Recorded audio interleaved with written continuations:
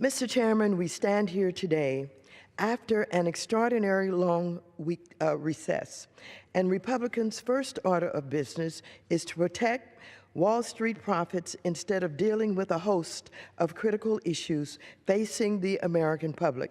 I recently visited Baton Rouge, Louisiana, where thousands of residents are still without homes and communities are struggling to recover in the wake of last month's historic, devastating flooding. There is so much that we need to do as members of Congress to help our constituents in the short amount of time we have left in session, whether it's helping the people of Baton Rouge, ending the crisis of homelessness in America, or preventing senseless gun violence.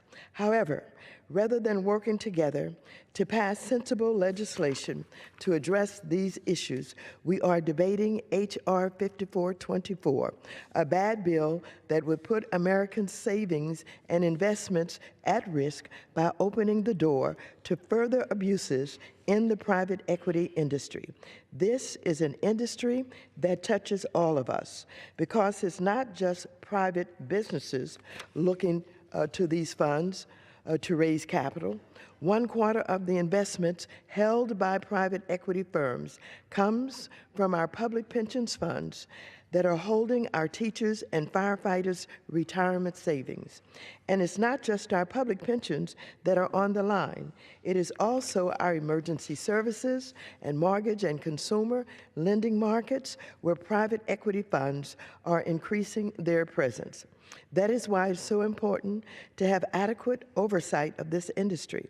We must ensure that Wall Street does not turn a profit at the expense of investors, consumers, and retirees. Unfortunately, H.R. 5424 would roll back Dodd-Frank's much-needed oversight and transparency measures for the shadow banking industry. Dodd-Frank required advisors to private equity funds and hedge funds with more than $150 million in assets under management to register with the SEC and comply with important reporting and audit requirements. In addition, it required newly registered advisors to file systemic risk reports with the Financial Stability Oversight Council because we had sufficient information on the risks that private funds could pose to our economy as a whole. Thanks to this new oversight, the Securities and Exchange Commission has been able to examine and, where appropriate, bring enforcement actions against private fund advisors.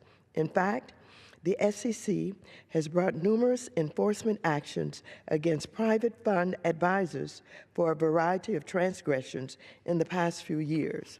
In 2013, the SEC identified violations or weaknesses in more than 50% of cases where it had examined how fees and expenses are handled by advisors. And recently, the SEC's Director of Enforcement urged greater transparency in this area and said the Commission, quote, will continue to aggressively bring impactful cases in this space, quote unquote.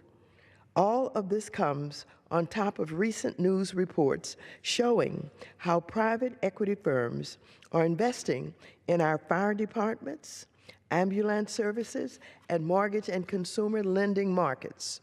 Their profit-driven tactics have resulted in slower reaction times at our emergency services, exorbitant interest rates, and the same sort of foreclosure abuses that we witnessed before and during the financial crisis. So, when it comes to private equity funds and hedge funds, it is clear that more regulation is needed, not less. Yet, this bill takes us in the wrong direction.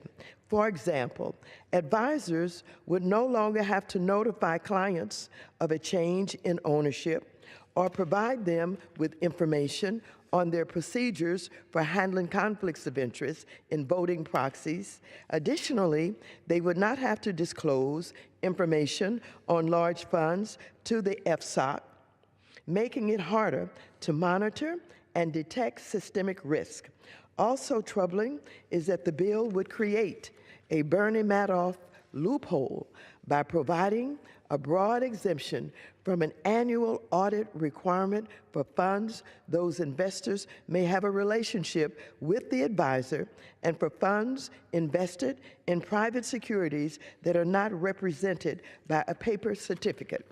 I must note that despite efforts by my colleagues to amend this bill and remove some of its harmful provisions, there are still too many problematic provisions in this bill that would put investors, retirees, and consumers at risk.